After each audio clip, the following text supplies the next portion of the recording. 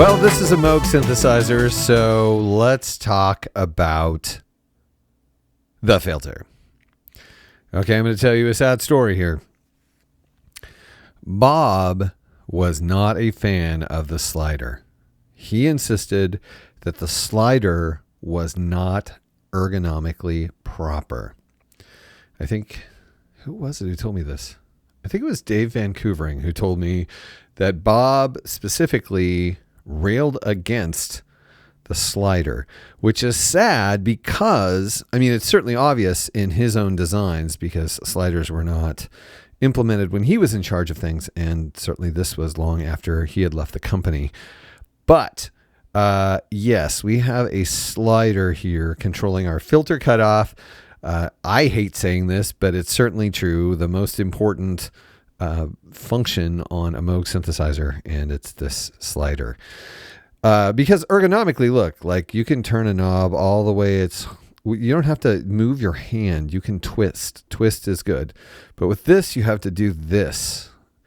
And that is a challenge to begin with. And then on top of it, these sliders are not the highest quality. So we're going to run into probably some pops and crackles here because, you know, we're dealing with a relatively inexpensive slider from 1981 or so. Okay, with all that aside, let's hear this filter.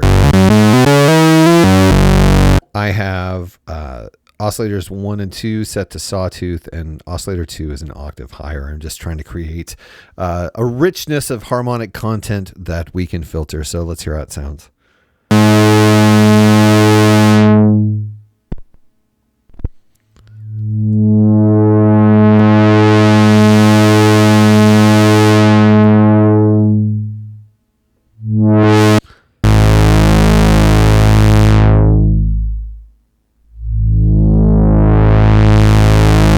And even with the little pops here and there, that is a great filter sound.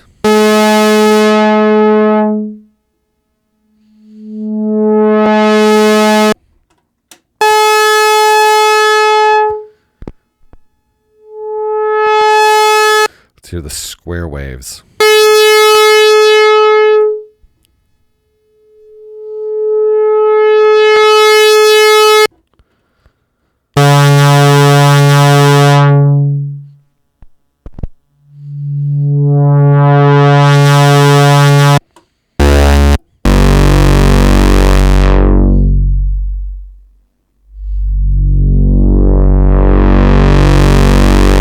Here's just one oscillator with the square waves.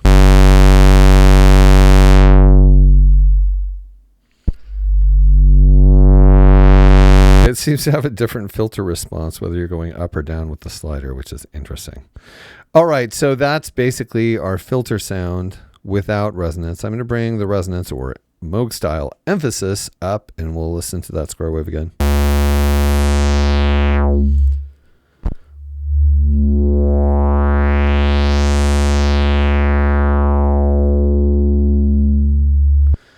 Great sounding. Bring it up a little bit more. Oh, we've got the... Oh, that's what we were hearing earlier. Yeah, I had the envelope amount up, so we were fighting the envelope, basically, what was happening. But still, the filter sounds are still accurate.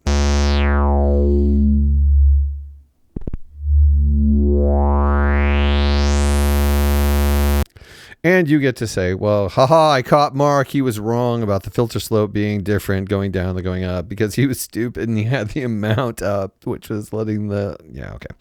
Anyway, so you can tell your friends. All right.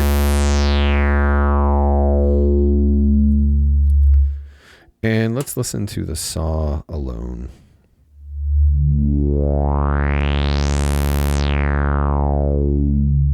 With that level of resonance. And of course, we can go all the way up.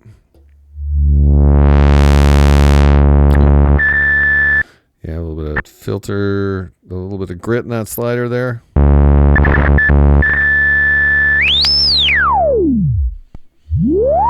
Of course, now we have self-oscillation.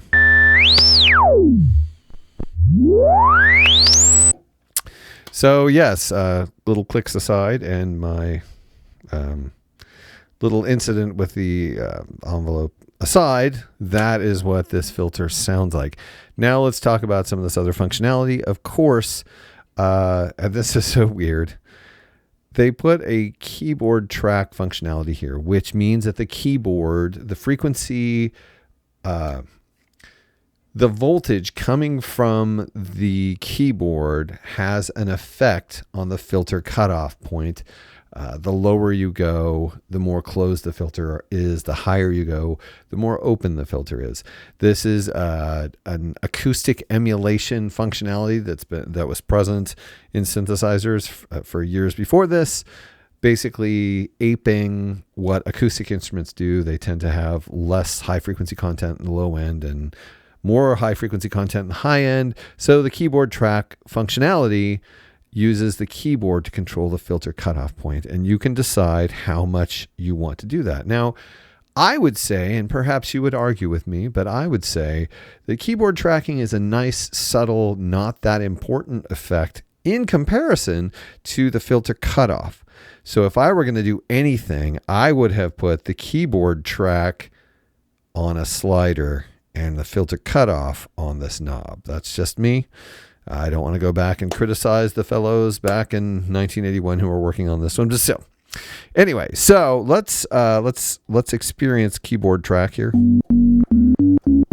Oh, let's get out of the.